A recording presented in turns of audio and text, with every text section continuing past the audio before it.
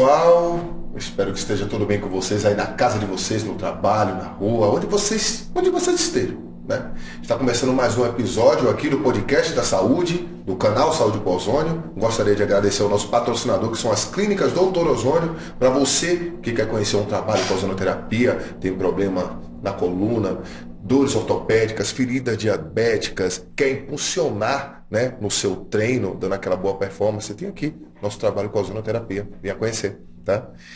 Tá começando mais um episódio quente, ó. Bebi até minha aguinha. Tá todo mundo com água aí? Tá todo mundo com água, né? Sim, com certeza. Eu aqui, Augusto Rocha, do meu lado, Alan de Assis, neto de Machado de Assis. É Machado de Assis? Não? Bisneto. É sério? Não, porque eu sou apaixonada. Eu falei, será que é da família? Tá dando a fake news, já começou com fake news, né? Não, eu sou alucinada por Machado. Eu falei, nossa, eu não tô acreditando. Podia ter deixado, já ganhar uma moral. Eu já ia pegar autógrafo. Você não viu o que ela falou antes de começar, não? Não pode mentir. Exatamente. Gente, bom dia aí a todos, né? Muito obrigado aí, Augusto, mais uma vez pela parceria, né, cara, que a gente vem fazendo aqui. Sim. E hoje eu tô nervoso, cara. Porque Tá nervoso? a mesa tá pesada hoje Tem aqui. água aí. Olha que eu me ofendo me chamar de pesado assim, na minha cara. Não, eu tô falando de peso que é Peso moral, né? Exatamente. Então acho que a gente hoje vai realmente ter uma conversa que deveríamos ter quase todo dia, né? Em casa, Sim, né? exatamente. Decidir as coisas certas que a gente precisa resolver, discutir de uma forma clara, ampla. E vamos tentar promover esse debate aí com a bênção de Deus. Beleza? Amém. E aqui na nossa frente, mais uma vez, nosso queridíssimo que nos abandonou na cadeira de anfitrião, agora é Exatamente. convidado, né? Doutor Coimbra. Antes de mais nada, gente, vocês que estão aí, políticos, que querem também se adentrar na nossa mesa aqui do Podcast da Saúde, só mandar um recadinho aqui, que está à disposição. Porque o nosso convidado especial aqui, sempre, doutor Coimbra, seja muito bem-vindo. Alguma poesia pra gente? Bem, Alguma poesia? dia 29 é o Dia Nacional de Combate ao Tabagismo. Como eu fui o único parlamentar que fui distinguido pelo Instituto Nacional do Câncer pela minha luta no Congresso contra o tabagismo, né? Eu vou lembrar a todos os fumantes o seguinte, né? Um versinho que diz: o fumante desconhece o veneno com que lida. No cigarro que o enternece, ele fuma a própria vida. Falei que Vou dizer, meus pais são fumantes, inveterados, né? Estão vivos, graças a Deus. São pais jovens. Eu tenho 48 anos, minha mãe tem 68, meu pai tem 69. Mas estão com a saúde muito abalada. precisam fazer ozônio. Muito. Mas por quê? É bom para parar de fumar ozônio? Doutor. Gente, Para só... parar de peraí. fumar e para as complicações mais comuns do tipo DPOC, não tem nada melhor do que o ozônio. Estou te falando com 20 anos de experiência. Nossa, eu não sabia disso. Mas assim, quero também me unir ao doutor aqui, conscientizando as pessoas dos problemas do cigarro, né? E mais, vou incluir aqui, do cigarro eletrônico também, que muitas vezes é visto como algo que não faz mal, mas faz muito mal e vem sendo utilizado cada vez mais cedo, né, por crianças, por adolescentes, e além da questão do câncer, tem todo o problema também do calor na boca, né, não só o câncer do pulmão, pelo que é colocado para dentro do corpo, mas do calor na boca. Então é um perigo muito grande, é bom as pessoas se conscientizarem, os pais, os professores, os próprios jovens. Com certeza. Você viu, né, pessoal? Você viu, a nossa convidada é pra frente. A gente nem apresentou e já tá disparando aqui, né? A pessoa... Sem limites. Seja muito bem-vinda, Janaína Pascoal, deputada estadual. Obrigada, lindo. É um prazer ter você aqui na nossa Honra mesa. minha, honra minha. Ó, confesso que quando fiquei sabendo do seu convite, as pessoas também ficaram sabendo, pessoal, ó, cuidado, que Janaína é durona, é dura, é forte, aquela ali, toma cuidado. Eu falei, tomar cuidado. Foi por isso que você me pediu uma receita de Rivotril? Foi para isso? Não, eu quase que pegava um voo e chamava minha mãe para vir no lugar do lado. Mas, gente, mas essa é a imagem que eu passo mesmo? Não. Porque assim, é uma muito pessoa comum durona as no bom pessoas sentido. virem falar comigo, por exemplo, eu a vida inteira dei muita palestra por ser professora, né?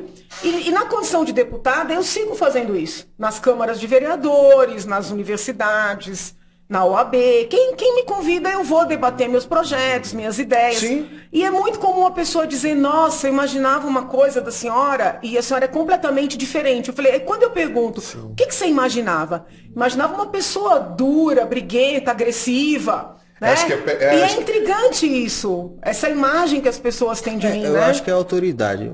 Sua imagem, ela passa autoridade. Esse é o ponto. E as Pulso pessoas firme, aqui... a pessoa que se posiciona. Exato. Entendeu? E as pessoas estão precisando disso. Acho que é uma carência nossa hoje, né, doutor? Alguém que se posicione, que defenda as coisas que a maioria das pessoas tem medo de falar, né? Tá dentro da pessoa, mas a pessoa não quer falar porque não quer se indispor com um familiar, com um colega de trabalho.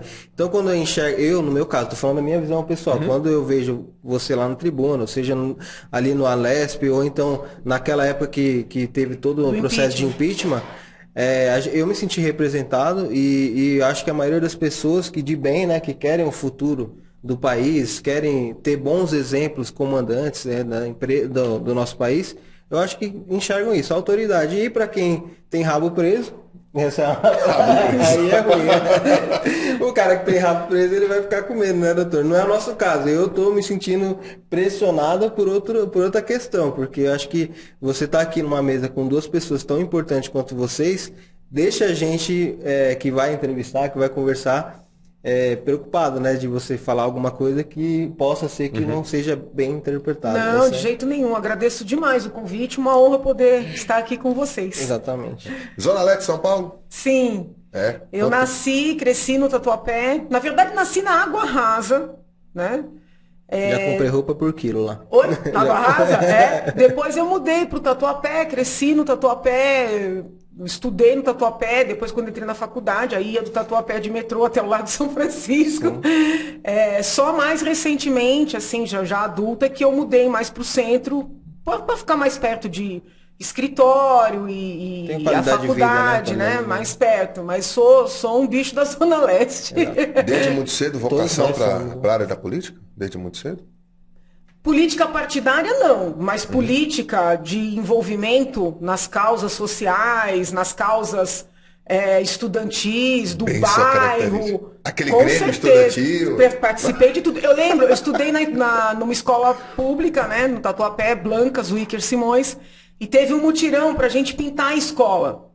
E ninguém me pediu para organizar, para liderar, mas eu liderei, entendeu? Eu que fui com o povo e pintei a escola, então coisas assim, né? Você vê que é de pequeno isso, né? Eu era muito novinha. Líder da sala. Sempre tive esse viés, entendeu? Sempre tive. Mas partidário não. Eu tenho uma aversão a partido, para ser bem honesta, entendeu? Eu tenho uma aversão, eu sei que isso aí desagrada muita gente. Acho até que, em função desses meus pensamentos, eu sofra muita resistência no ambiente político. Eu sou resistente à ideia de partido, eu sou resistente à maneira como os partidos funcionam no Brasil, sabe? São pessoas... Bom, o tema aqui é saúde, né? Mas eu vou fazer isso. Eu vou parar, tá? São pessoas que não têm voto nenhum. Sim. Hoje, se nós lançarmos os donos dos partidos... Sim. Sem ter puxador junto, tá? Não tô falando de ter puxador. Lança os donos dos partidos sozinhos e veja se serão eleitos. Eu aposto que for, nenhum se elege. Com certeza. É gente sem voto nenhum, sem representatividade nenhuma, que escolhe em quem o povo pode votar.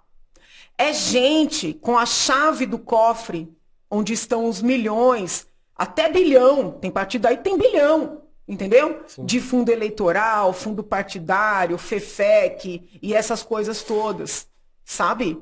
Eles dão esse dinheiro para quem eles querem, ou porque são pessoas que, se chegarem lá, valerão a pena para eles por alguma razão, ou são pessoas que aceitam devolver o dinheiro por trás. Então, não dá, você entendeu? É tudo para dar errado. Eu defendo a questão eu acho que deveria no Brasil ter a questão de você poder se candidatar individualmente. Inclusive, nós somos signatários do Pacto de São José da Costa Rica, Sim. que garante esse direito do cidadão se apresentar como candidato e do povo votar nesse cidadão, entendeu? Sim. Mas aqui não passa, amigo. Tem um advogado no Rio que tentou se candidatar avulsamente, ele entrou com uma ação, essa ação está no Supremo. Eu me inscrevi como amicus curiae, fui lá para sustentar oralmente a favor das candidaturas avulsas, tá?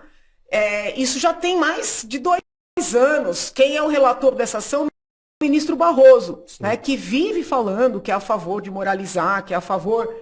Podia ter dado uma liminar. Cadê que deu? Não deu. Não dá. Será que ele tem RB Praticamente também? todos os partidos mandaram seus representantes lá contra a candidatura avulsa. Sim. Numa verdadeira situação de cartel. Entendeu? É um cartel. Exatamente. Eles se reúnem, eles decidem quem pode concorrer. Entendeu? Fazem acordos. Vetam pessoas. Então é muito grave o que acontece no Brasil. A candidatura avulsa, muito embora seja difícil, porque eles vão ter milhões, a pessoa que está avulsa, né? Tem mais dificuldade. Sim.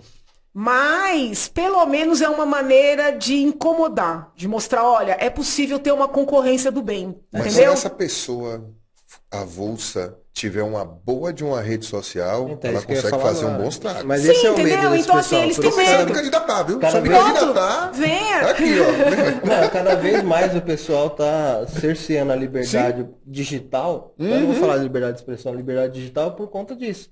Qual é o medo? As pessoas crescerem individualmente. Sim, não querem, Sim, entendeu? Não exatamente. querem. Né? Mas isso aí. desculpa, eu acabei distorcendo o Não, objetivo aqui não, da não, nossa Não tem conversa. problema, não tem Tranquilo. problema. Eu acho que foi muito importante Sim. esse comentário, né?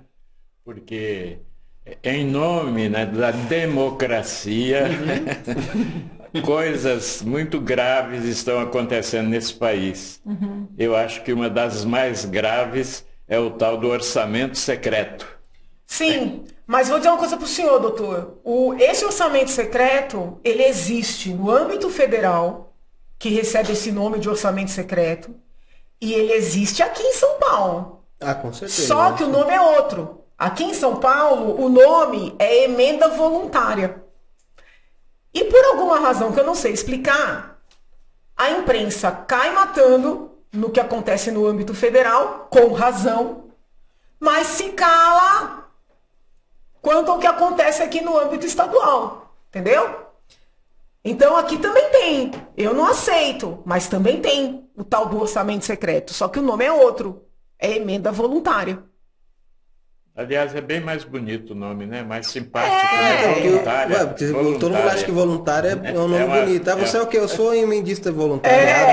Porque assim. Ninguém nem sabe o que é, mas tá É muito apoiando. importante também esclarecer o seguinte: o parlamentar que recebe o orçamento secreto ou a emenda voluntária, ele não está cometendo nenhum crime. Sim, sim. Porque ele indica essa emenda para um hospital, para a base, tá?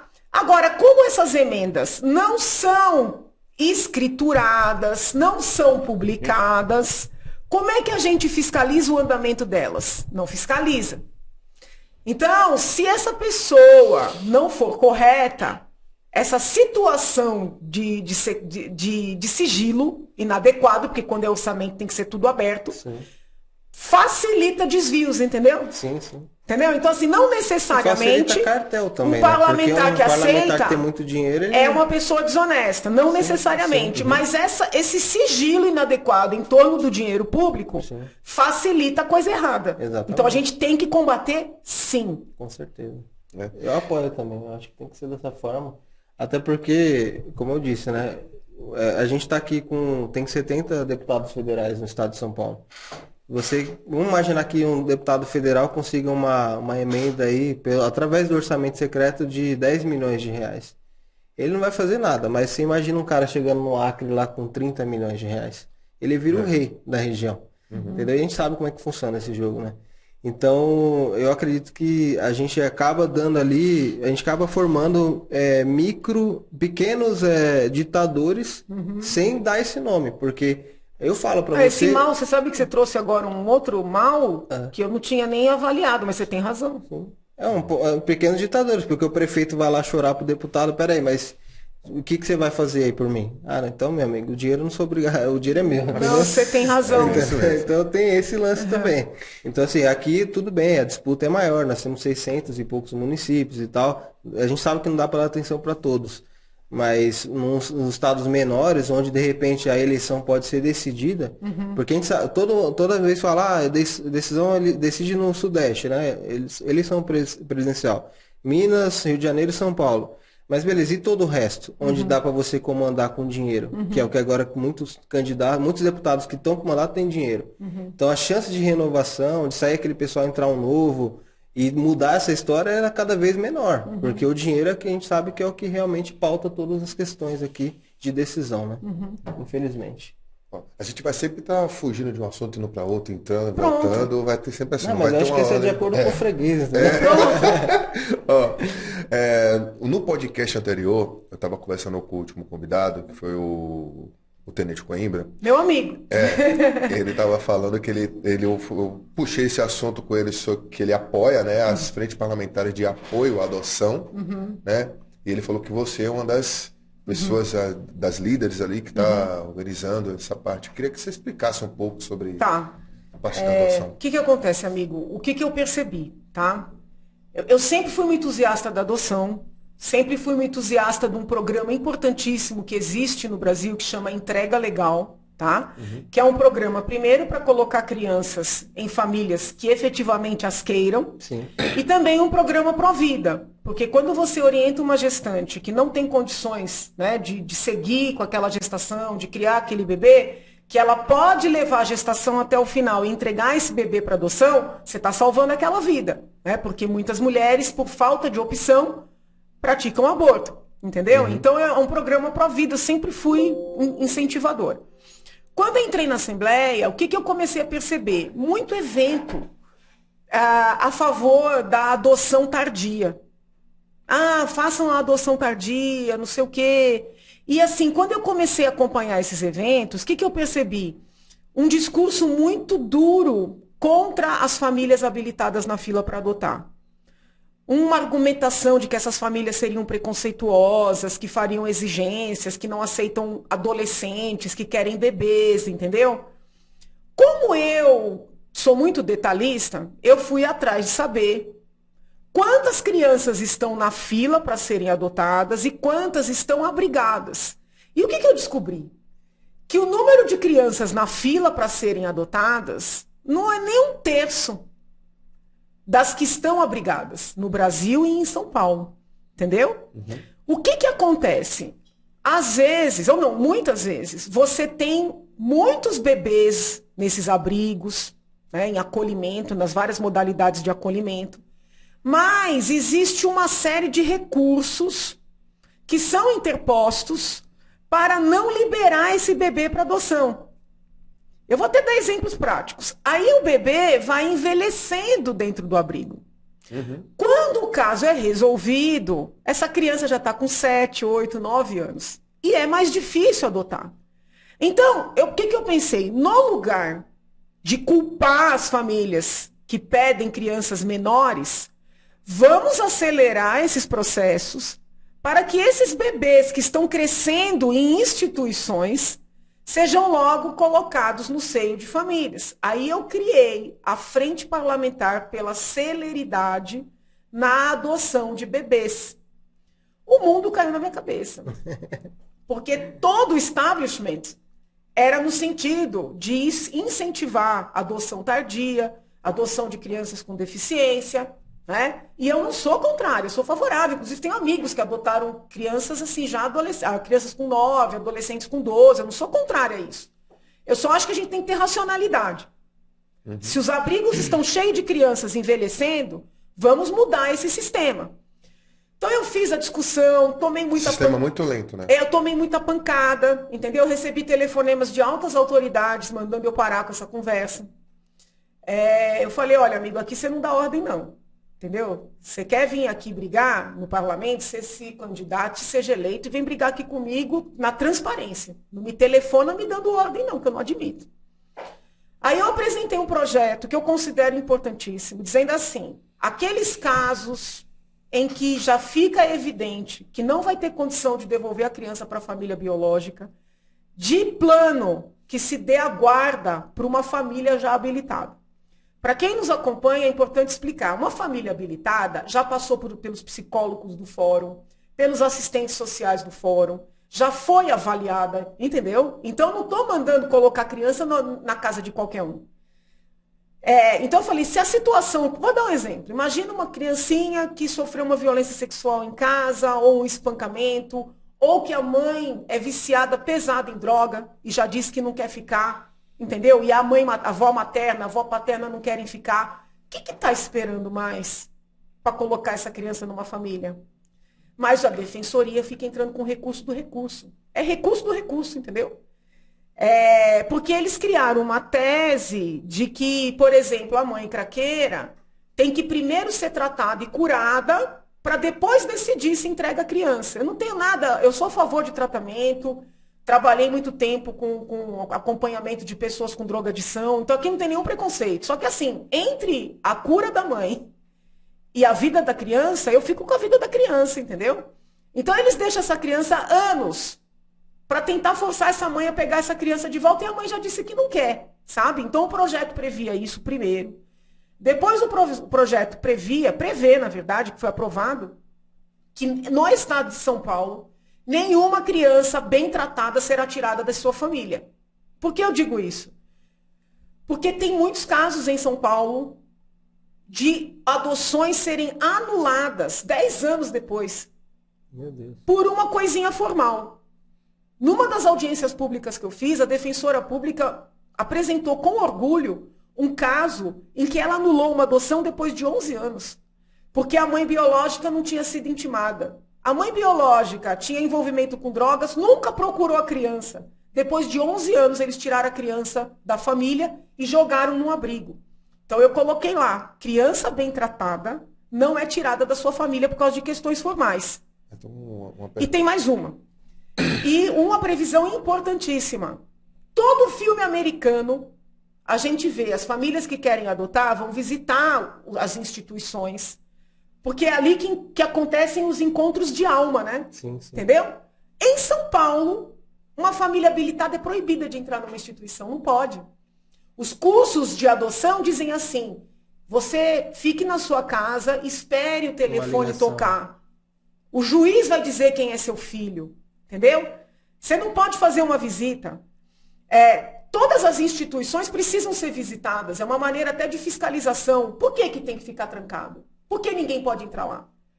Então eu coloquei, famílias habilitadas podem visitar as instituições para avaliar a situação das crianças que estão ali e pedir a guarda. O juiz pode negar, ninguém vai pegar a criança e levar sem uma ordem judicial. Mas você tem que dar essa transparência. Amigo, levei pancada. A senhora está querendo fazer turismo com as crianças. Eu falei, não, eu quero dar visibilidade para o que acontece lá dentro. Qual é o medo de se entrar ali? Final da história, consegui aprovar esse projeto a duras penas dentro da Assembleia. E quem foi ou é deputado estadual sabe que aprovar projeto que não for para dar nome de rua ou fazer homenagem é um parto ali dentro. Eu consegui aprovar. Estou mentindo? Não. Bateu lá no governador Rodrigo Garcia. Vou falar o nome, sim. Ele vetou. Vetou. Então, graças ao governador Rodrigo Garcia, justificativa dele? Disse que a gente não tinha competência, que era inconstitucional, que não sei o quê. Essas coisas que eles falam quando não são os deputados da base deles. Entendi. E não usa a emenda voluntariada, né? Entendeu? É isso aí, amigo. É isso aí. Isso aí é complicado, né, cara? Sobre o projeto que você estava falando, que você falou assim, entre preferir uma mãe que está com problema com drogas e uma criança, eu prefiro a criança, É um pouco até chocante até de ouvir, né? Ah, eu sou dura, eu sei que eu sou. Mas dentro do seu projeto não poderia adicionar um equilíbrio, Sim. deixar a criança em stand-by, enquanto a mãe não está ainda 100%, né, adequada para estar tratando da criança por causa do problema de drogas, não poderia deixar a criança em um lugar enquanto vamos lá, tratamento? vamos imaginar, você tem uma mãe envolvida com drogas, é a sua primeira gestação, Uhum. tá? Não, a gente vai tentar tratar, ela quer se tratar? Primeira pergunta, né? Porque muitas não querem. Ok, deixa ali naquela instituição enquanto a mãe está se tratando, a mãe quer essa criança de volta. Só que os casos dos quais eu estou falando são mulheres que já têm 5 filhos abrigados que está tendo o 6º, você entendeu? E some. E some! E já diz que não quer. E eles insistem, e eles insistem. Ou seja, a criança vira um nada. Sim. Entendeu? A criança vira um nada, a criança passa a ser um apêndice. E, pela Constituição Federal, crianças e adolescentes são prioridade absoluta. Pelo menos na lei são. Entendeu? Então não é que é chegar e retirar filho de mãe que quer ficar. Então, mas Então, por exemplo, uma pessoa mas prioridade para quem? com no caso? dificuldade. Deveria ser prioridade para a própria criança, porque na É a verdade prioridade da ela não tem criança. como escolher. Isso. Então, assim, por exemplo, jamais eu seria favorável a retirar uma criança de uma família por causa de carência econômica. Jamais. Entendeu? Aí você tem que buscar projetos, programas, para aquela criança crescer no seio da sua família. Sim. Agora, se a família está batendo, está deixando ao Deus dará, está dizendo que não quer, por que o Estado fica insistindo em devolver essa criança com uma família que não a quer, entendeu?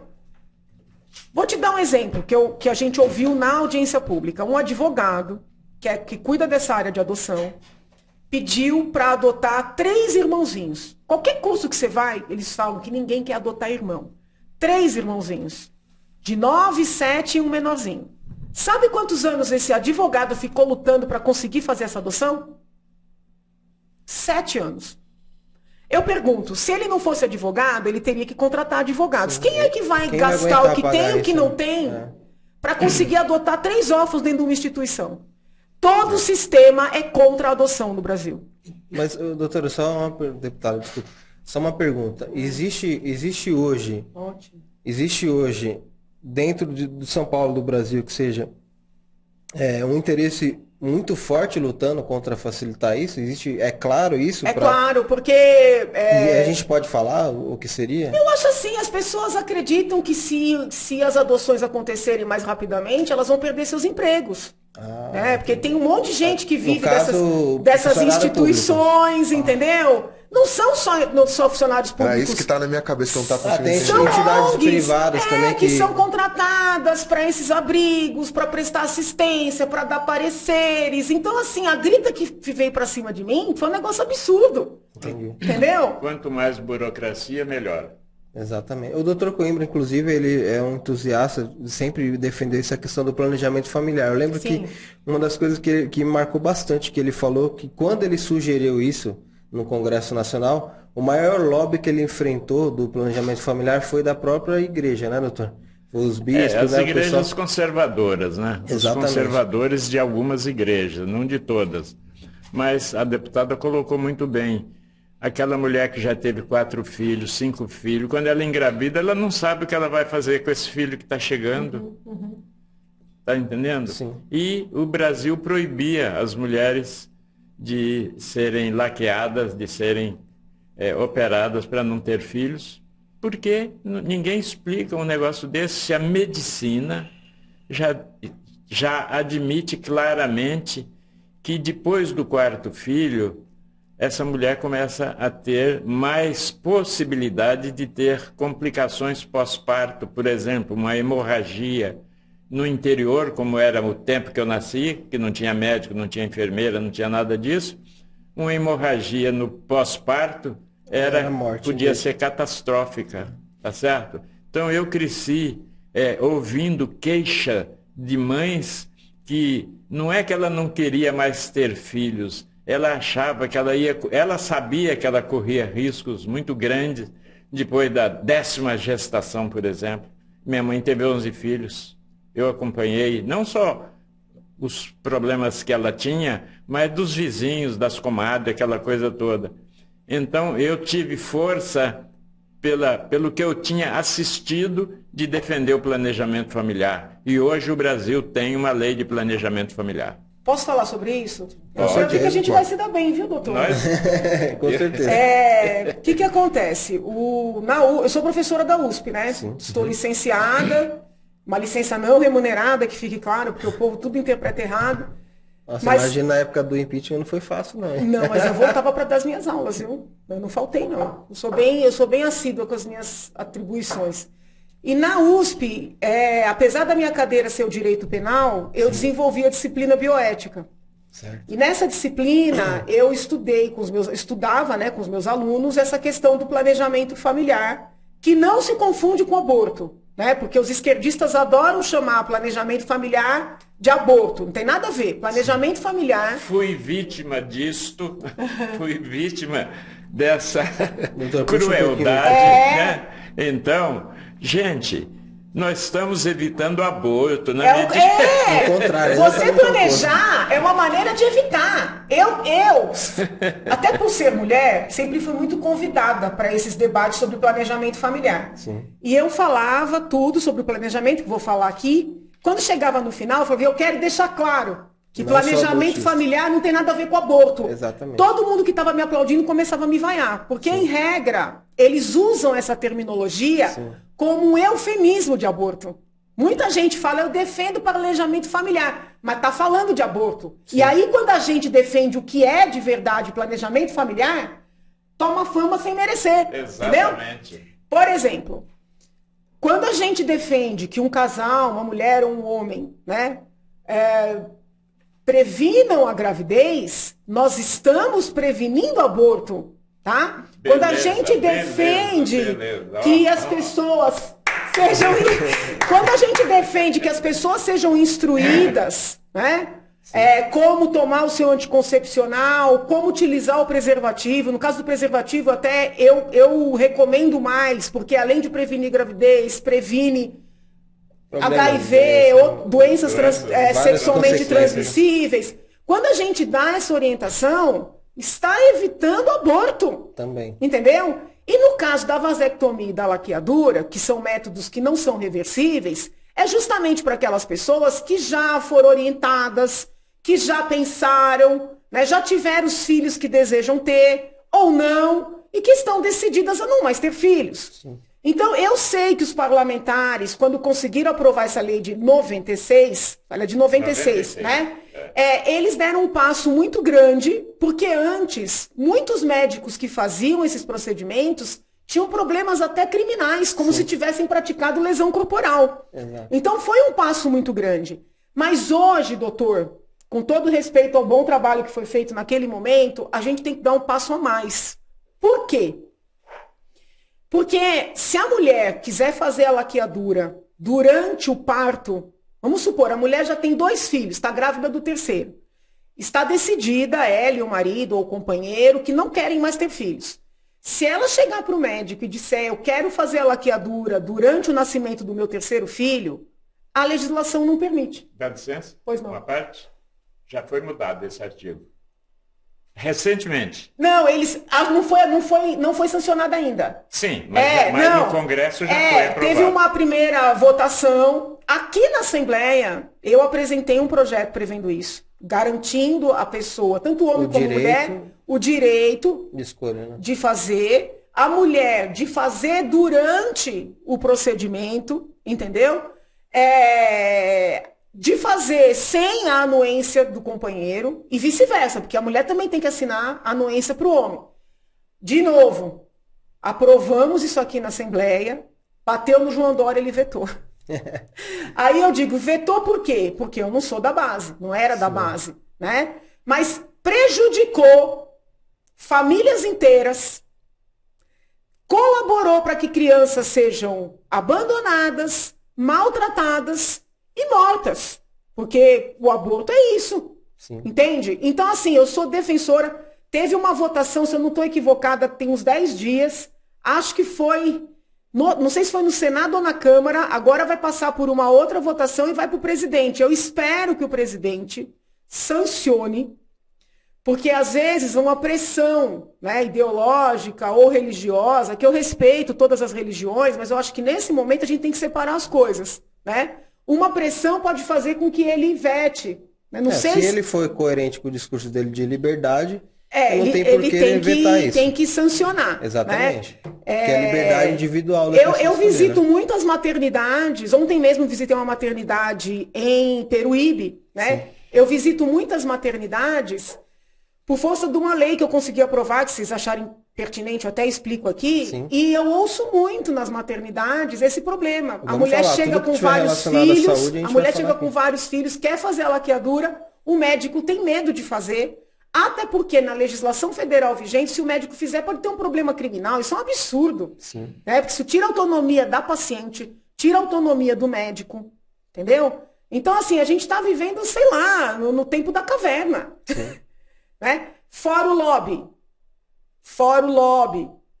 Porque tem muita empresa farmacêutica que faz discursos contra a laqueadura, contra a vasectomia, porque quer vender para o Estado anticoncepcional subcutâneo. Sim. Eu falo. Eu falo mesmo. É isso aí. São milhões. Entendeu? Janaína, você é contra o anticoncepcional? Não, não é isso não. Mas é complicado ter anticoncepcional como política de Estado, até para adolescentes, né? E não se fala mais em preservativo.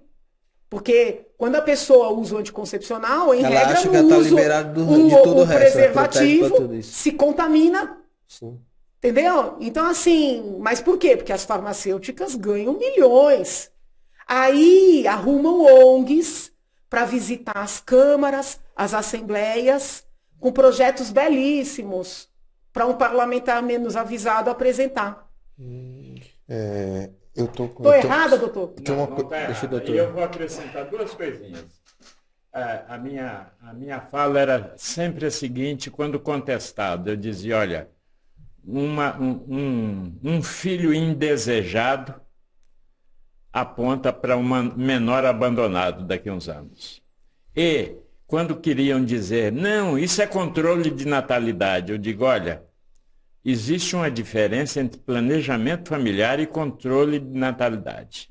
Controle de natalidade é programa de governo e governo ditatorial. Planejamento familiar, não. É o casal que escolhe, é o casal que deseja parar no segundo filho, no primeiro ou no terceiro. E esse tem que ser respeitado. E voltando à confusão com o aborto, eu vou contar um caso muito interessante que aconteceu comigo várias vezes. Tinha sempre algum religioso que anunciava que tinha um aborteiro na cidade que está operando as mulheres e tal, e tal, e tal. Toda vez que ele falava isso numa das reuniões, no dia seguinte meu consultório enchia, porque o pessoal não sabia que eu operava e batia lá pedindo operação. Então, gente, nós operamos pessoas desesperadas. Eu operei uma senhora de 24 anos com 8 filhos. Dá para imaginar? Uma mulher jovem de 24 anos que já teve 8 filhos e não conseguiu operar? Meu Deus. Não, gente, a gente aprovou essa lei aqui e eu tive muito apoio. Posso fazer só? Não, pode fazer. Eu tive muito apoio da bancada evangélica. Sim. Isso é muito legal de falar. Porque essa é a liberdade. Porque os pastores, tem muitos colegas meus que são também pastores. Eles atendem muito a população na ponta. Sim. Então eles veem esse sofrimento da mãe que tem não sei quantos filhos, não tem condição de ter mais e pede para fazer a laqueadura e não é atendida. Entendeu? Sim. Então a bancada evangélica me apoiou muito nesse projeto. Eu só queria complementar dizendo o seguinte, isto aqui foi uma luta que eu desenvolvi há mais de 40 anos, gente. Naquela época era difícil você lutar contra uma opinião em que faziam questão de dizer que a mulher tinha que ter tantos filhos quanto alguém mandasse. Olha aqui, 1981. Tô me dando bem com ele. Esse cara aqui é demais. Mas é só fazer um paralelo entre as duas coisas que a gente falou aqui de adoção e o planejamento familiar. eu penso o seguinte, se a pessoa, vamos supor que ela tenha 3 filhos ou 2 filhos e ela depois ela se arrependeu, porque ela descobriu que o dom dela mesmo é ter muitos filhos, e aí já seria, a gente poderia entender o que, vai adotar agora, sei lá, você facilita uma outra política pública. Então, de fato, você nunca vai proibir a pessoa de ser mãe e pai, porque você vai dar, existe alternativa, né, para isso. Tem até um estudo que o Dr. Chambers menciona bastante, que a tendência daqui para frente, em 2033, né, doutor? É que a gente tenha mais idosos do que crianças. Isso é estatística que até os cálculos previdenciários indicam para isso. Exato. Então, assim, a gente tem que dizer o seguinte, isso não foi uma produção artificial através de lei ou de política pública ou de lobby para que a gente parasse de ter filhos. Isso aí foi natural, porque essas coisas, você vê que foi avançando agora isso. Né? Muita gente que não sabe que ela pode, por exemplo, muita gente não sabe que o SUS ele é obrigado a dar essa cirurgia gratuitamente, né, doutor? Mas claro. Mas não ganha, não consegue. Então, não consegue. Não é questão de saber ou não saber, não consegue, porque a lei tem tantos pré-requisitos. Inclusive a lei, quando se consegue preencher. Inclusive a lei ela fala complicadores. Inclusive a lei ela fala, o doutor comentou já isso lá, não sei se é a mesma lei, acho que sim. Mas, por exemplo, a pessoa que não quer ter mais filho, ela tem direito. E a pessoa que quer ter filho, o Estado também tem que ajudar. Então, ou seja, é uma lei porque o planejamento familiar é para ter ou não ter. É uma lei maravilhosa, entendeu? Exatamente. Tudo que vocês falaram aqui agora sobre planejamento familiar, tudo isso é só para evitar, né, o aborto, correto? Não, não é só para evitar o aborto. Isso evita o aborto, porque quando as pessoas se planejam, elas evitam gravidezes, né, indesejadas, evita abandono, evita maus tratos e faz com que a pessoa tenha um controle sobre a sua própria vida. Exatamente. Né? A gente vê o que mais tem aí em comunidades, né, em pessoas carentes, são abusadores de crianças de 12, 15, de menores, que acabam ficando grávidas, né? E a família não tem condições de criá-los, no caso. Não tem espaço para mais um. Né? O que fazer com essa criança que acaba ficando grávida ali, descobre com 1 mês? Então vamos lá. E a criança não quer o filho, e a família não quer o filho. Eu sou, né, declaradamente uma pessoa pró-vida, tá? Então, se alguém vier me perguntar o que fazer, a minha orientação vai ser buscar o programa da entrega legal. Sim. Entendeu? Até porque muitas vezes a pessoa leva a gravidez até o final e aquilo muda e a pessoa deseja ficar. Sim. Tá? Agora, quando você tem uma situação de estupro, a nossa legislação permite a interrupção. Entendeu? Então vamos separar as coisas. Janaína, o que você acha melhor? Em todos os sentidos. São 2 coisas diferentes, né? Melhor gravidez indesejada. Dar o acolhimento para essa pessoa, para que ela possa seguir com a gestação e uma vez tendo esse bebê, entregar para adoção, se essa for a vontade dela naquele momento. Né? Depois de orientada. Nesse programa ela vai falar com assistente social, com psicóloga, entendeu? Isso é tudo coordenado pelo fórum, pela vara da criança e do adolescente. Agora, se ela foi estuprada e decide, depois de bem orientada, não seguir esse caminho, a nossa legislação penal permite a interrupção da gravidez, tá? Eu entendo que a nossa legislação, ela é uma legislação ponderada. Ela é uma legislação, sob ponto de vista penal, justa. Você não pode querer punir uma mulher que já foi vítima. Você compreendeu? Tá? Então, eu sou uma defensora da manutenção da nossa legislação. Eu fui para o Supremo falar contra uma ação que o PSOL propôs para legalizar aborto. Essa ação do PSOL pede o seguinte, que qualquer mulher grávida, não importa as circunstâncias, chegue no SUS e diga que quer fazer a interrupção e o SUS faça. Dentre outros argumentos que eu posso esmiuçar aqui, se vocês entenderem que é o caso, eu levantei o seguinte, como o mesmo SUS, que não paga anestesia para a mulher que vai ter o seu parto, porque eu aprovei em São Paulo uma lei para a mulher ter direito à anestesia, e a gente não consegue implementar, como é que o SUS vai cobrir aborto? Não tem como. Né? Entendeu? Então, assim, além de toda a discussão do direito à vida e tudo mais, como é que é isso aí? Então, eu sou contra legalizar aborto, sou contra, fui no Supremo defender que não se legalize contra uma ação do PSOL, Mas eu entendo que a legislação vigente é justa, tá? A legislação vigente prevê a possibilidade de interrupção em 2 situações. Quando tem risco de morte para a mãe e quando a gravidez é oriunda de estupro. O Supremo Tribunal Federal incluiu uma outra situação que não está prevista na lei. Quando é gestação anencefálica, quando 2 médicos atestam que aquele bebê tem anencefalia e por isso não vai conseguir sobreviver fora do útero materno. Então o Supremo admitiu a interrupção nesse caso. Eu sou pessoalmente contra o aborto, mas eu entendo que estas possibilidades são ponderadas e acho que o melhor caminho é manter a legislação como está. Não sei se ficou claro. Não, ficou. Ficou. Sem dúvida. Essas razões aí já são culturais até, né? Já vem há algum tempo e vem dando conta do recado. Não tem nada que inventar agora de fazer aborto porque quer aborto. Isso não, é claro que não. Sabe o que me ocorreu aqui com o comentário da doutora? O PSOL, né, entrou com essa ação e você falou que tem muita entidade, muita ONG que vai lá e entrega um projeto pronto, né? E o parlamentar desavisado acaba apresentando, levantando aquela bandeira. Mas o PSOL, eles têm consciência de que o Estado, né, através do SUS, não tem capacidade para organizar isso.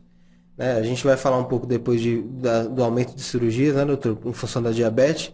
E a gente sabe que não está dando conta. Então, isso também seria, de repente, uma pressão de um lobby aí da área privada, tal, para poder ganhar mais dinheiro do SUS, fazer mais cirurgia. Entendeu? Porque nessa audiência pública que aconteceu no não Supremo... Não é teoria da conspiração, mas... Essa audiência foi presidida pela ministra Rosa Weber, né? Sim. Aí, muitas pessoas foram ouvidas defendendo o pedido do PSOL e outras tantas contra essa ação. Eu fui uma das que falei contra e eu levantei só questões jurídicas. Sim. Que todos nós temos direito a nascer. Até para você poder usufruir os outros direitos, a gente tem que nascer. Exatamente. Então eu fiz toda uma demonstração jurídica.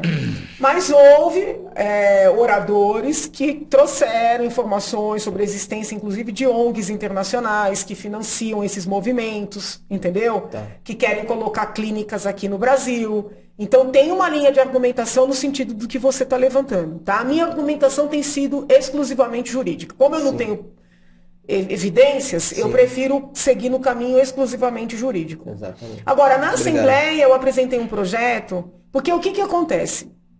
Quando eu comecei a advogar, eu lembro até de ter acompanhado casos de moças estupradas que queriam fazer a interrupção e o juiz, por uma opinião pessoal dele, não autorizava. Então, aquela gravidez ia evoluindo. Quando ela conseguia com recurso a autorização, já estava com 8 meses e não tinha mais o que fazer. Então foram mudando os procedimentos e hoje a palavra da mulher vale. Ela chega numa instituição e diz, sofri uma violência sexual e vai fazer interrupção, tá? Caso ela esteja mentindo, ela vai sofrer consequência. Não tem como investigar costuma também. ter essa apuração. O que eu propus? Propus que quando essa mulher noticia essa situação, que os tecidos, vamos supor, o material do feto, o esperma, que seja coletado e mandado para a polícia para colocar no banco de perfis genéticos, tá? E para fazer uma investigação, não sobre a mulher, que fique claro, mas sobre o agressor. Por quê?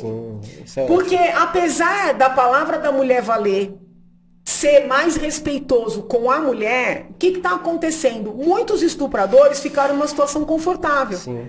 Porque como a mulher chega lá, fala, é ouvida, é atendida e ninguém investiga, é muito simples, né? Você violenta uma adolescente, ela vai e interrompe, volta violenta de novo, ela vai e interrompe. Sim. Então, é um projeto para que o agressor seja investigado, entendeu? Está tramitando aqui na Assembleia também. Muito bom, né? muito bom. Porque não dá, entendeu? A agressão sexual é um dos crimes, se não o crime mais grave, é um dos mais graves. E é um problema então você tem que investigar. Pública, né? Acaba gerando vários, desencadeando vários problemas, né? E tem que ou punir. Tem gravidez, ou aí você vai fazer um aborto ilegal, a pessoa morre. Não, e assim, e o direito ao próprio corpo, né? Exatamente. É a maior violência você ter seu corpo invadido, entendeu? Exatamente. Seja mulher, seja homem, independentemente. Exatamente. Essa pauta não deu assunto. Eu vi aqui que você escreveu alguns livros, né? Muitos livros, autora de muitos livros. Dentro deles, né, tem destaque em Constituição, criminalização e direito penal mínimo. Eu fiquei muito curioso para saber sobre o direito penal mínimo. Sim. Vamos lá. Eu sou uma defensora das liberdades individuais. Então eu entendo que quanto menos o Estado se meter na vida do indivíduo, melhor. Tá? Quando a gente fala em direito penal, o direito penal é a intervenção mais dura do Estado na vida do indivíduo. Então é necessário avaliar se a gente precisa recorrer a esse braço mais forte do Estado.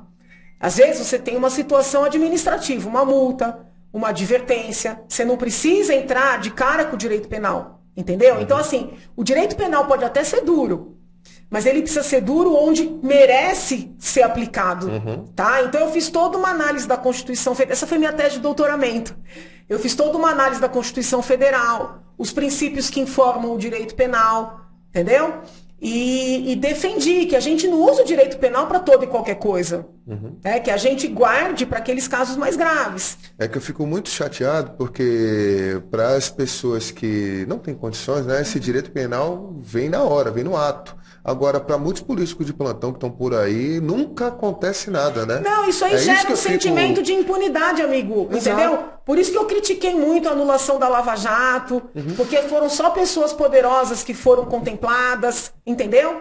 E aí, quando você alega as mesmas causas num processo de uma pessoa simples, você jamais consegue anular, né? É muito raro você conseguir uma anulação.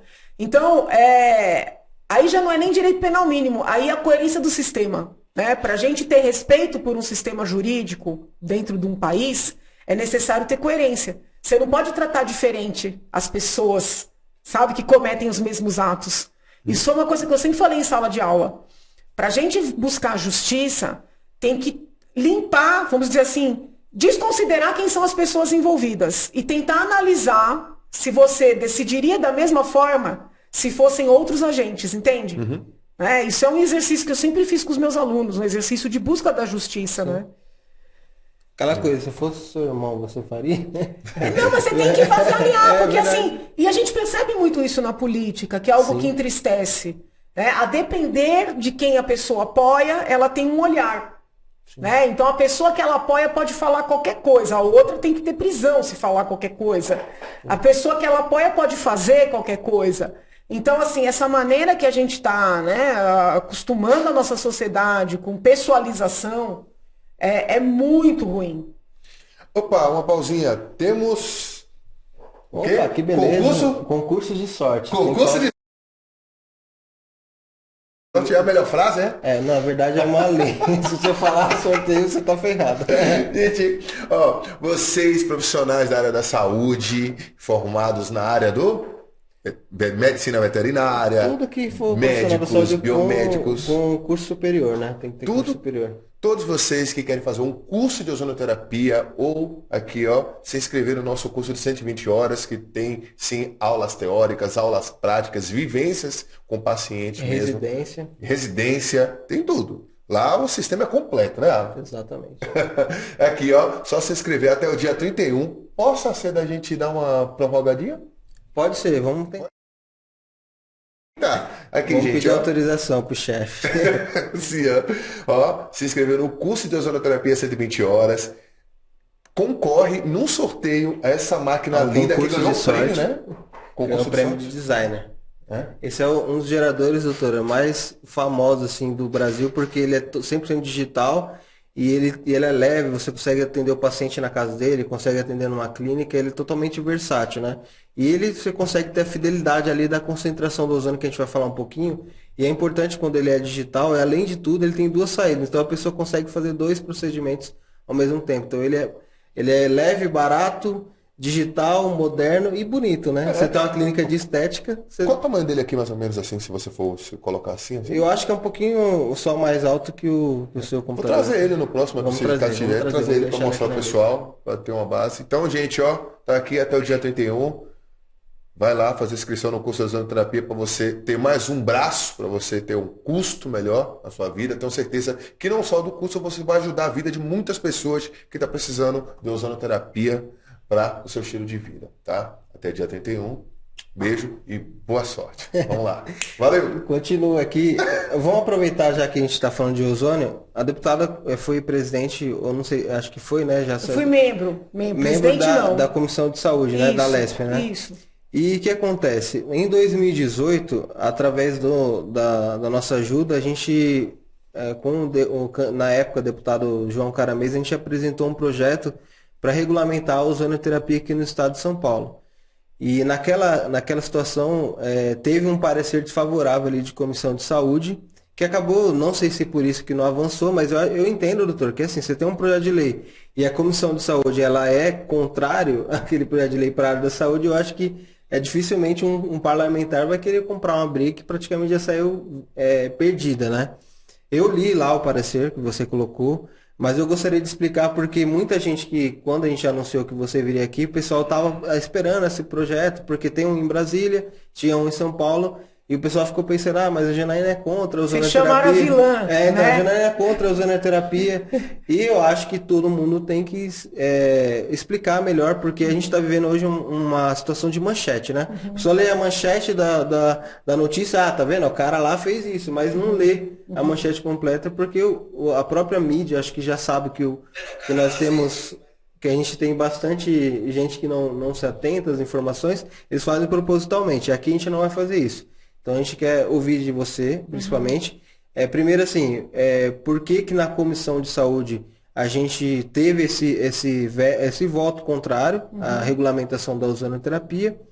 E também, em consequência disso, como que a gente pode fazer para que esse debate ele seja mais amplo e que a gente faça da forma correta. Ouvir você e depois o doutor Coimbra, com certeza. Antes de se responder, não é querendo tacar fogo, não. Pessoal, vocês que estão assistindo em casa, por favor, mandem perguntas. Muitas perguntas. O pessoal está aqui para responder. Deputada. Nós temos 1000 pessoas aqui ao vivo assistindo com a gente. Então, Ai, meu Deus do céu. Obrigada pelo acompanhamento. Amigo, é o seguinte, eu fui da Comissão de Saúde por 2 anos. Sim.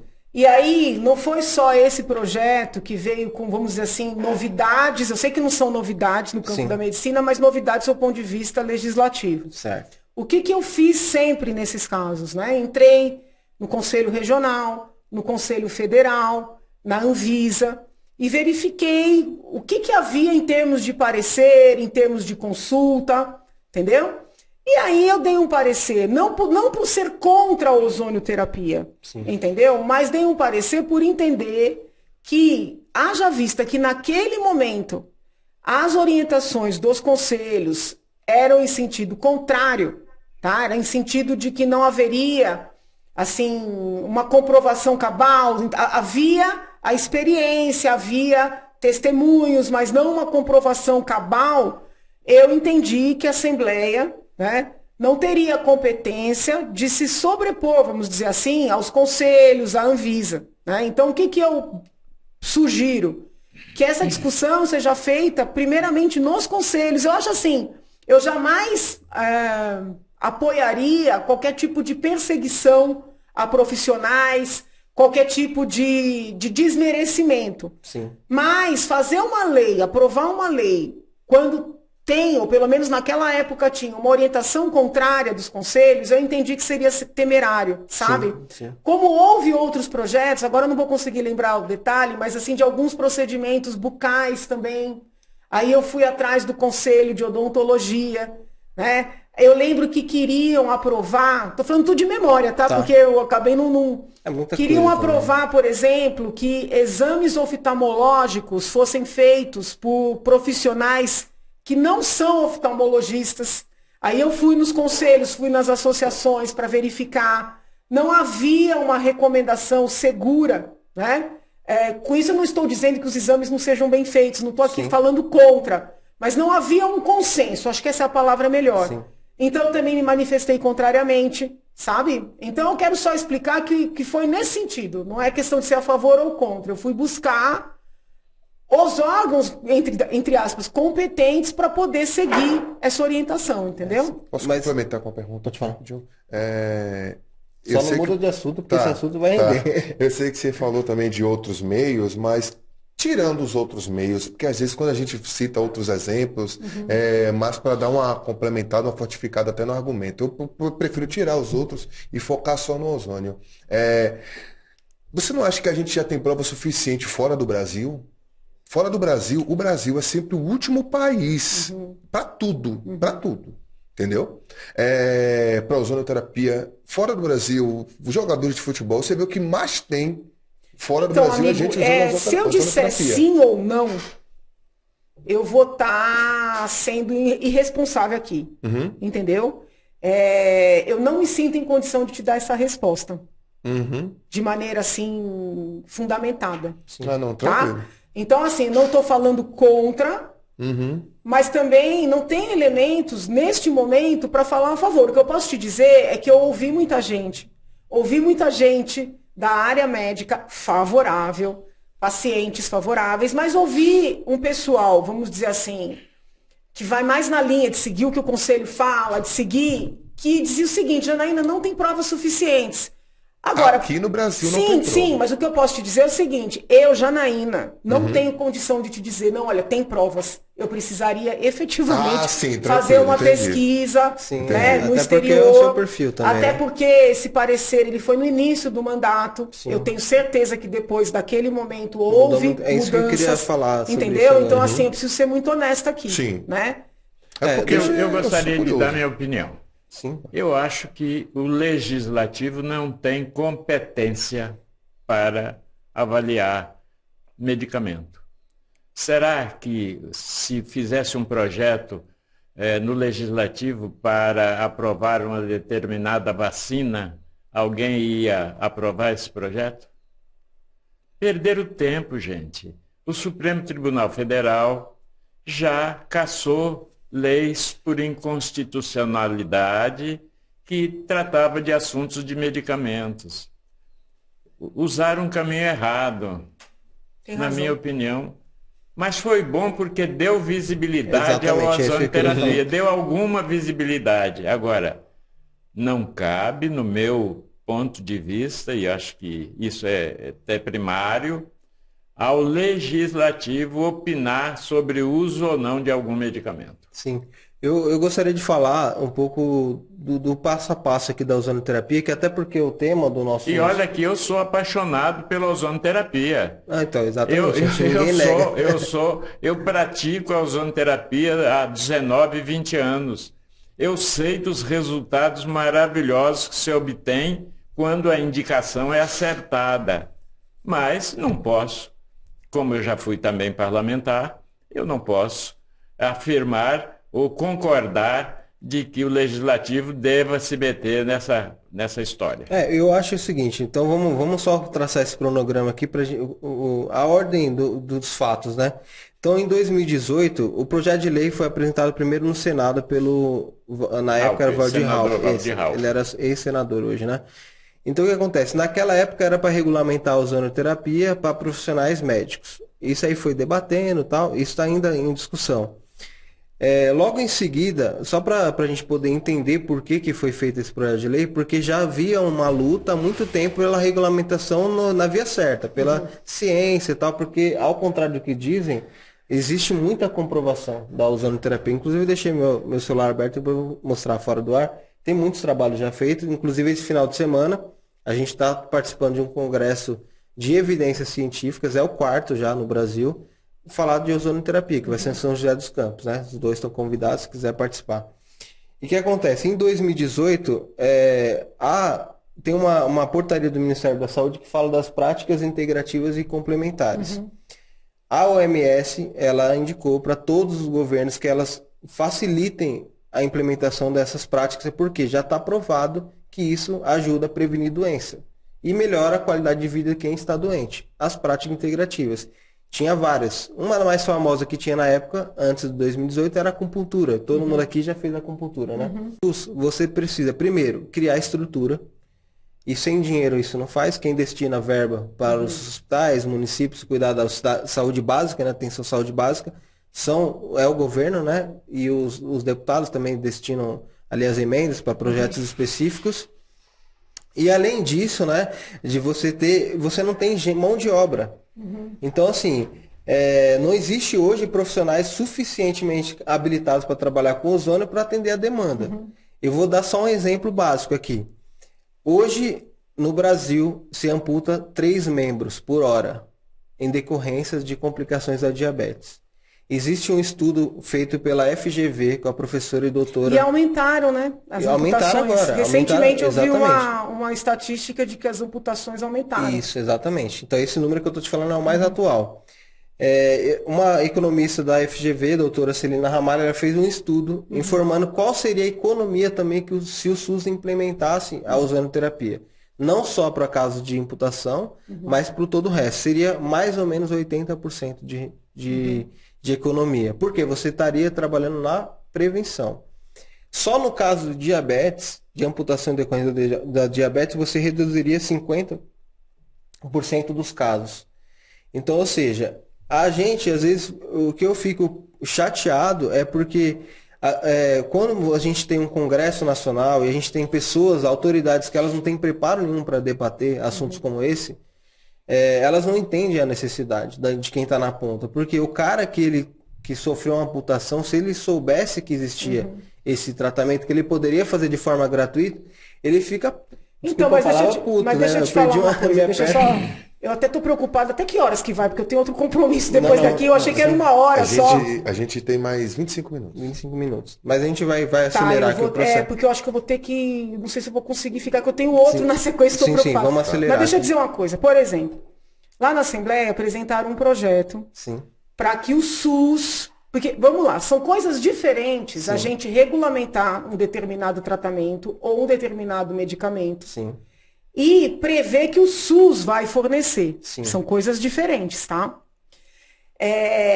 Tem um projeto lá dizendo que o SUS tem que fornecer os medicamentos feitos por cannabis. Certo. Eu obstruí. E estou apanhando por isso. Por quê? Porque eu entendo, primeiro, que a discussão tem que ser feita nos órgãos competentes e que já ir direto, antes de uma autorização para o próprio medicamento, já ir direto para fornecer para o SUS é dar 2 pulos no meio do caminho. Vai pular entendeu? Etapa, né? E a gente tem recursos no SUS que são limitados. Então também tem que avaliar para onde é que vai canalizar esses recursos, tá? A Sociedade de Psiquiatria recentemente baixou uma nota mostrando que não é verdade, por exemplo, que os medicamentos feitos com cannabis têm efeito positivo nas doenças mentais, tá? Ao contrário, eles potencializam a esquizofrenia, por exemplo. Entendeu? Então, assim, por que eu tô te dizendo isso? A gente tem que tomar cuidado, porque a gente mistura as discussões. Um monte de gente foi lá no meu gabinete. Doutora, não criminalize quem usa o remédio de cannabis, o médico que prescreve. Eu falei, a gente não está falando de crime aqui, até porque na Assembleia não tem competência criminal. Então, assim, Janaína, você acha que o médico que faz ozonoterapia ou que prescreve cannabis, que ele é um fora da lei? Jamais. Porque eu defendo a autonomia médica, a autonomia do paciente, o diálogo aberto entre médico e paciente, entendeu? Agora, existem esses conselhos, os órgãos competentes, onde essas terapias, esses medicamentos vão ser avaliados, liberados, recomendados. E existe um outro ponto que é o fornecimento pelo SUS. Que aí a gente tem que ter o pé no chão. Porque o cobertor é curto. Exatamente. É isso entendeu? Então, nesse assim, ponto que eu ia chegar. Então, com isso eu não estou dizendo nem a favor nem contra o que você está trazendo, mas eu acho que a gente tem que deixar claro para quem está nessas discussões que são coisas diferentes. Né? Aí depois que eu obstruí o PL da cannabis, eu fui visitar algumas santas casas, que eu visito muitos hospitais, até por força da minha participação na Comissão de Saúde, eu vou fiscalizar a maternidade, por causa da lei que eu aprovei para permitir que a mulher escolha o parto, como quer que seu filho nasça. E aí conversei em várias dessas visitas. Falei, olha, vocês acham que é caso da gente já autorizar o SUS fornecer esse medicamento? Falei, doutora, não tem cabimento isso aí, tá pulando etapa. Aí, podemos fazer os estudos? Podemos fazer as discussões? Devemos. Eu defendo a liberdade de discutir. Acho que ciência não existe sem discussão aberta. Exato. Mas a gente não pode pular essas etapas. Não, eu concordo. Entendeu? Inclusive, o que eu ia querer dizer, eu estava finalizando é o seguinte: de 2020 nós tivemos uma virada de chave. Todos os conselhos de classes regulamentaram o profissional para trabalhar com ozônio. Tá? Menos o Conselho Federal de Medicina, que ainda considera uma prática experimental, que a gente sabe que não é. Tá? E aí a gente tem um outro problema agora com o gerador de ozônio medicinal, que agora a Anvisa ela está meio que encrencando com isso, e é uma outra questão que o pessoal vai resolver. Mas o que eu quero dizer é o seguinte: eu acho também que não tem que ficar na mão do Estado isso aí. Porque o problema maior, doutora, como eu falei, expliquei, não tem gente suficiente para tratar paciente, não tem gente competente. Por isso que a doutora Rosana ela comprou 3 brigas. Primeiro, atender o paciente com qualidade. Segundo, você dá publicidade para a ozonoterapia. Esse canal aqui, a gente só fala de ozonoterapia. E terceiro, a gente capacitar profissionais. Então a gente criou um método de ensinar profissionais a trabalhar com segurança, de acordo com embasamento científico e técnico. Então a gente entende que isso vai estar na mão do privado, não vai ser na mão do público. Mas a partir do momento que você torna a ozonoterapia um algo oficial, que é o que essa portaria ela deu o pontapé inicial, eu vou dar direito, por exemplo, a uma pessoa que tem um convênio médico a se tratar com ozônio e ter cobertura. Então, eu acho que nesse caso, o parlamentar ele vai ter que atuar, mesmo depois da regulamentação pelos órgãos, porque ele vai ter que viabilizar. Quem é que viabiliza as coisas? O compromisso que eu posso assumir aqui é de... Porque assim, como eu fiz essa análise em 2019... Do Senado, hein? Eu tô só preocupado com o horário, gente. A gente vai falar rapidinho. O compromisso que eu posso assumir aqui é o seguinte: retomar esse estudo. Sim. Porque quando eu fiz essa análise em 2019... Por isso que eu te convidei para o Congresso. Eu vi o que tinha para trás, entendeu? Sim. Na medida que você está dizendo que todos os conselhos, depois disso, autorizaram, eu me comprometo farmacêutico, a biomédico, retomar, fisioterapeuta. entendeu? Exatamente. Retomar. Né? Se você depois, acho que você já tem meu contato, Sim. puder passar esses tudo. novos estudos, eu te agradeço. Né? Tudo. Toda a informação ela é válida. Sim, tá? Já que a doutora está com pressa, eu vou falar... E vou até avaliar para as minhas dores, porque eu sofro de dores crônicas, entendeu? Vou até avaliar. Isso aí eu te garanto. Não estou querendo fazer consulta grátis aqui não, doutor. Eu queria só fazer só 2 perguntas rápidas aqui no chat. É importante você ter a informação de que uma das indicações da ozonoterapia é exatamente dor crônica. O que mais tem trabalho produzido, a doutora Maria Emília, ela é presidente da Sobom. Tá. Ela fez um mapa de evidência científica da ozonoterapia. Eu vou te mandar esse mapa. E você vai ver que lá no mapa ele fala... A maioria dos trabalhos já publicados, aprovados, são na área de ortopedia, principalmente de dor. Então, assim, só para a gente resumir aqui esse assunto, como o Senado é uma casa que ali se comporta como um tribunal também, né? Precisa ter gente competente ali para falar sobre isso, para a gente não perder aqui o tempo, eu gostaria de você explicar para a gente aqui por que a gente poderia, por exemplo, apoiar essa causa, né? Porque... a gente tem vários candidatos aí ao Senado que a gente entende que não tem o preparo que você tem. Mas a gente precisa saber. Eu não conheço as atribuições de um senador, tá, doutor? Desculpa atropelar, mas eu gostaria que você falasse pra gente por que é importante ter um representante qualificado lá no Senado, tá bom? O senhor quer falar primeiro? Ele quer falar uma coisa, o doutor depois está tentando falar aqui. aqui. Não, eu só queria dizer o seguinte. O Estatuto do Idoso nasceu no Senado. A proposta inicial foi no Senado. Você sabe que o projeto de lei pode nascer no Senado ou pode nascer na Câmara. Sim. Esse aqui nasceu no Senado e foi aprovado e virou lei em 2003. Sim. Então nós já temos quase 20 anos e ainda está sendo uma letra morta, porque eu vou ler apenas o seguinte. Vê se alguém consegue isso daqui. Incumbe ao poder público fornecer aos idosos gratuitamente medicamentos. Todos os medicamentos o idoso tem direito de receber gratuitamente. E essa não é a realidade. E ninguém faz nada. Como a deputada Janaína vai chegar no Senado, eu gostaria de pedir a ela uma atenção especial para o idoso. Afinal, nos meus 92 anos, eu tenho que apresentar, né? Ninguém diz, né? Eu gosto do ninguém diz. Ninguém diz. Isso é coisa de nordestino. É do ozônio, né? Ninguém diz. Porque minha avó, eu convivi muito com a minha avó, que era pernambucana, então essas expressões são dela. E a outra coisa, o idoso tem direito de ser atendido e tratado pelo geriatra. Só que o Brasil não tem geriatra suficiente para atender nem 5% da população idosa. Então são duas coisas extremamente importantes. O senhor trouxe uma pauta interessante, que é essa questão do geriatra, né? O senhor sabe que aqui na Assembleia eu apresentei um projeto para garantir que as crianças sejam vistas por pediatras. Né? O senhor está defendendo que os idosos sejam vistos por geriatras porque são médicos preparados para entender a completude, vamos dizer assim, dessa população. Exatamente. Né? Porque a gente tem que trabalhar com o paciente, com mente, corpo e espírito.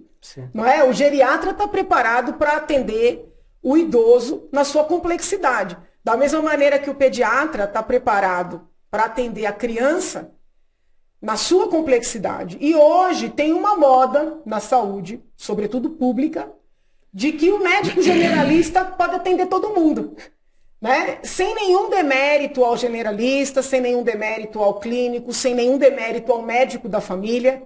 Se essas especialidades não fossem importantes, elas não existiriam. Certo. Então a gente tem que trabalhar primeiro para incentivar as residências nessas especialidades, incentivar a saúde pública a trazer propostas de trabalho que sejam atrativas para as várias áreas do país, porque, por exemplo, com relação a pediatra, em São Paulo nós temos muitos, mas nos outros estados não.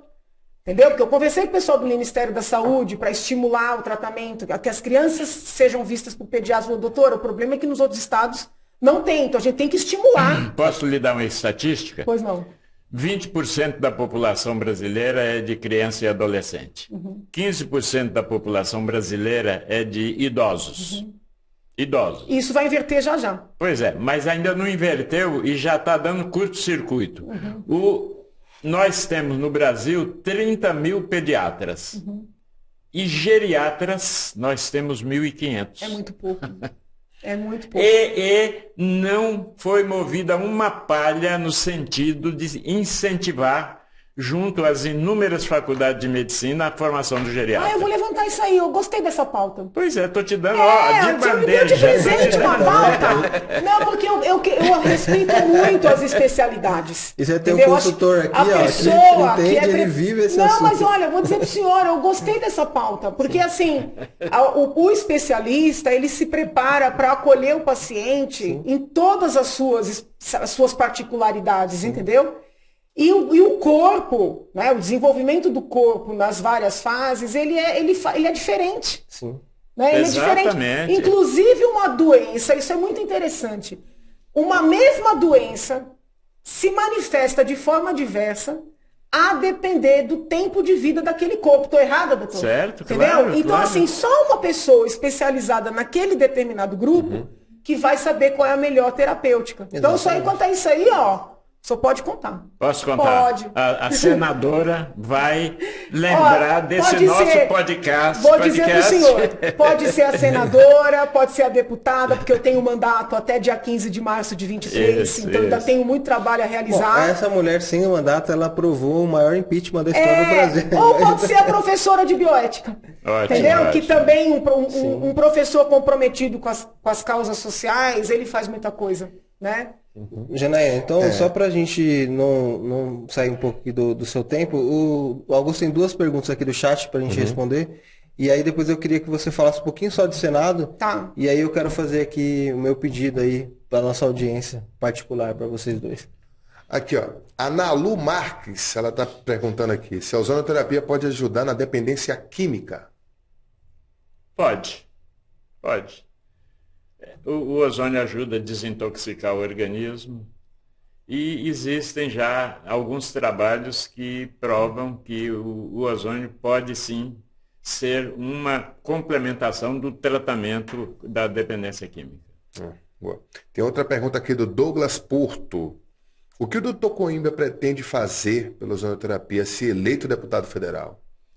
Olha, a coisa mais óbvia, o que nós estamos precisando mais é o reconhecimento do governo de que o ozônio realmente pode colaborar demais no tratamento.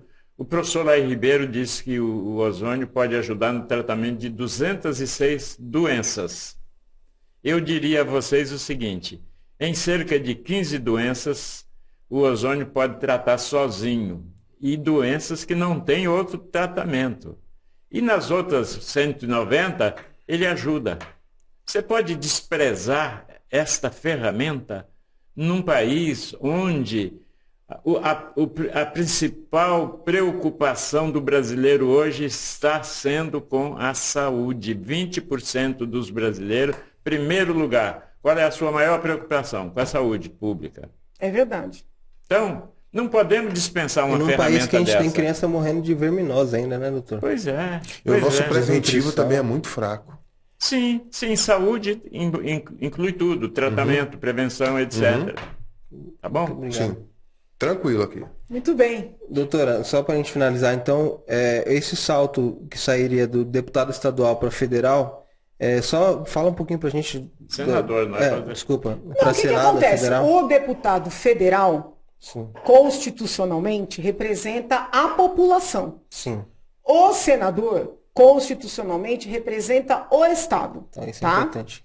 Eu não então sabia a população precisa entender isso aí. Outra coisa que é importante aproveitar esse canal para explicar.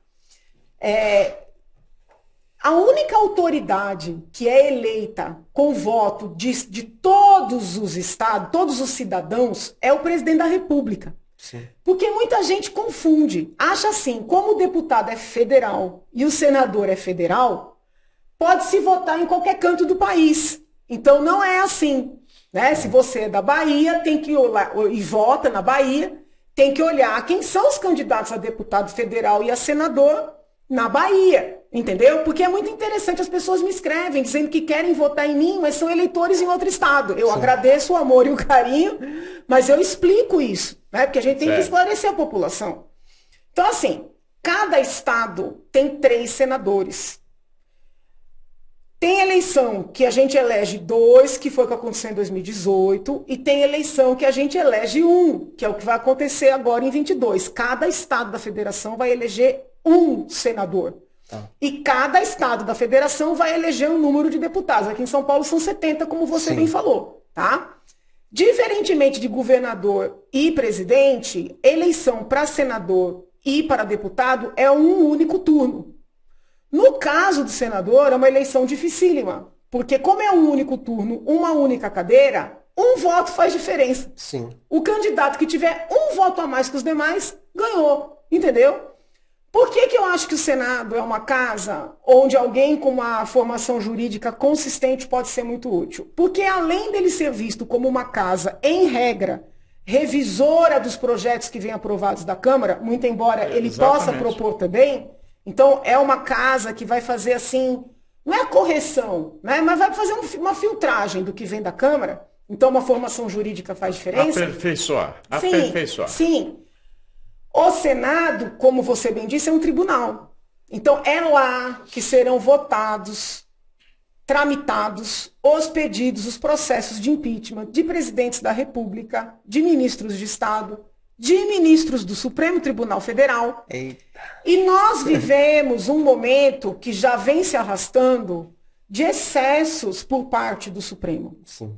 São tanto excessos para mais como para menos. Então é excesso no cancelamento de punições que seriam justas, e é excesso na determinação de investigações que não tem nenhum respaldo na lei. Então é necessário ter um Senado forte, ter um Senado independente, com um conhecimento jurídico reconhecido pelos próprios ministros do Supremo, um Senado independente, entendeu? E um Senado de pessoas que não devam. Sem RB, né? Vamos falar se tiver RB, muito senador, tudo bem que agora inventam, né, investigações, qualquer frase é fake news, qualquer frase é ato antidemocrático, mas o ideal é que haja um Senado onde não haja pessoas investigadas, processadas por desvio de dinheiro, entende? Sim. Então essa é a minha preocupação, não só para São Paulo, para o país inteiro. O Brasil todo, né? Entendeu? Bom, enfim, eu acho o seguinte, tá? A gente aqui, nosso objetivo é saúde, mas eu acho que com a questão da gente falar do Brasil, né, de uma forma bem ampla e abordando a principal preocupação, como o doutor falou, saúde, A gente tem que aqui assumir um compromisso. E acreditar que o Brasil tem cura. Exatamente, Amém. eu acredito sempre. E assim, a gente tem que assumir um compromisso com o nosso próprio futuro. Eu ando um pouco temerosa, vou ser bem honesta com o senhor, doutor. Eu ando meio... A gente tem que ter um pouco de compromisso com nós mesmos, né? Com nossos parentes, Exato. nossos familiares. Então, assim, o Dr. Coimbra é candidato a deputado federal. Quem concordar com as pautas dele, entra lá no Instagram, Dr. Coimbra, DR Coimbra, oficial. Doutora Janaína, deputada e professora, agora é candidata ao Senado Federal. Quem concordar com as pautas que ela defende, entra no Instagram, Janaína Pascoal. Ela tem o canal do Telegram, eu já estou recebendo todas as notificações, todos os dias. Bem bacana, parabéns. Eu tenho pelo falado trampo. muito na sua orelha de manhã. Não, eu gosto Eu daqueles mando uns áudiozinhos bom dia, de manhã. amados. Ninguém me chama, nem minha esposa me chama. Eu não vou falar, não. Eu Ela vai ficar brava. Minha esposa chama Janaína, É inclusive. mesmo? Que legal. Então, assim, eu gostaria de pedir aí para vocês que olhassem um pouco. O Dr. Coimbra, ele é médico, para ele é um pouco mais fácil ver essa causa da ozonoterapia. Eu só entrei nisso por conta dele, fui paciente dele. Resolvi comprar essa briga. É uma briga praticamente igual à sua. Assim, você briga contra muitos lobbies, a gente já sofreu muito por causa disso. A própria Rede Globo, não tem problema de falar, foi lá na clínica, fez uma reportagem tendenciosa e a partir dali que baixou a norma do CFM proibindo os médicos de fazer ozônio. Vou te contar todo esse passo a passo. Me manda por WhatsApp. Vou te mandar depois tudo pra isso aí. Tá. E assim, eu gostaria de pedir para vocês que olhassem com carinho essas pautas, né, principalmente de saúde e assim, a ozonoterapia ela é ampla, tá? Todo mundo pode utilizar, desde a primeira idade até a última. Tá. Mas em especial porque a gente vai viver um caos na saúde pública, talvez até pior do que teve na pandemia, se a gente não cuidar do idoso. Então, tanto você no Senado, tanto o Dr. Coimbra como deputado federal, a gente espera que vocês dois sejam eleitos, a gente vai torcer para que isso aconteça. Obrigado, E pedir o compromisso de vocês para ajudar essa população que é carente que precisa. Tá bom? Obrigado aí mais Nós um que dia. agradecemos. Eu não queria terminar essa participação sem perguntar à deputada, à doutora e Professora e tudo futura mais. senadora se você se lembra de uma reportagem que aconteceu no dia 10 de dezembro de 2010, onde as televisões mostraram que um produto único tinha conseguido destruir as bactérias mais resistentes aos antibióticos. Uma KPC. uma Superbactéria. bactéria que eles chamavam de KPC, que tinha causado uma mortandade lá em Brasília. E o único produto que no teste conseguiu destruir a KPC foi o ozônio. Não se lembra disso? Até tem agora, tem as estações de tratamento com ozônio, não tem? Sim, Também mas eu estou tem, né? dizendo Já. porque essa pesquisa, falam que falta pesquisa. Essa pesquisa foi feita no Hospital das Vou Clínicas de levantar São tudo Paulo. isso, vou levantar. O compromisso que eu assumo é olhar tudo isso com Eu vou muito facilitar. Pode ficar detalhe. tranquilo. Me passe Eu posso- tudo. E é isso, é um compromisso com a saúde, é um compromisso com a liberdade, independentemente de onde eu estiver. Não, com certeza, com certeza. Acho que a gente agradece, eu acho Imagina. que a gente passou aqui essa 1 hora falando de muita coisa importante, viu, Augusto? Eu acho que a gente deve ter passado um recado muito positivo para todo mundo que está assistindo. Muito, muito. Mas o mais importante de tudo isso é a gente saber que a gente não vai ficar desamparado. E eu confio muito no Dr. Coimbra, confio muito em você, porque Muito obrigada. a gente teve aí uma virada de chave gigante no Brasil a partir daquele processo de impeachment. Eu acho que aquele processo de impeachment foi assim, o marco zero na vida da política do Brasil. Porque ali hoje todo mundo sabe os 11 nomes do ministro do Supremo, todo mundo sabe quem que é o deputado da cidade dele, o cara vai lá bater na porta do cara, sabe quem é vereador, porque sabe que isso influencia na sua vida, nos seus filhos, na sua escola, na sua comunidade, no hospital que você frequenta, se você tem emprego ou não. Então a política hoje ela é importante. Quem não gosta de debater política, infelizmente, vai ficar sofrendo as consequências para sempre, né? Se a gente não se atentar para esse debate. É isso aí. Tá bom? Muito bem, Muito muito obrigado, obrigada. Muito honrada de conhecê-los, de Imagina. poder conhecer o Dr. Coimbra. Aprendi muito com o senhor, viu? Só uma coisa para Olha finalizar. esse senhor aí. Ah, Só não tem uma jeito. coisa para finalizar. O SUS ele surgiu depois de um simpósio. O primeiro simpósio para falar de saúde pública no Brasil que existiu num congresso nacional foi proposto por esse cidadão aqui. Olha que lindo. Tá? E a partir dali, aí o doutor convocou esse pessoal para trazer uma ideia que pudesse dar acesso à saúde, porque ele atendia paciente que não trabalhava e os hospitais chamavam de indigente. Entendi. Então isso que movimentou ele levar. E lá nesse dia, nesse simpósio, veio uma ideia do Rio de Janeiro, que hoje a gente conhece como SUS. A gente tem um documento aqui para mostrar para você também. Eu quero. Então hoje o doutor Coimbra, eu apoio ele, né, publicamente. E esse canal também, porque a gente sabe a importância que ele já teve no Brasil e ele vai continuar tendo. Amém. Se a gente conseguir regulamentar tudo que precisa, e principalmente para quem precisa, né, doutor? Sem dúvida. Fiquei fã dele também, viu? É isso aí. Não conhecia, mas fiquei fã dele. É isso aí. Obrigada, gente. Você- Fiquem com Deus. Você Pessoal, é generosa. A conversa foi quente demais. Eu só fiz aprender aqui. Eu queria gente. mais Hoje uma eu só hora. fiz aprender. Né? Vamos gostar de quero mais. Eita, Depois de eleita vai vir aqui, hein? pronto.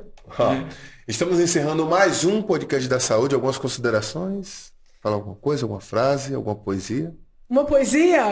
Ah, um beijo grande para todos os amados que nos acompanharam, muita saúde e muita paciência com o nosso país. Não desistam dele, né? Ele merece todo o nosso amor. É isso. Doutor?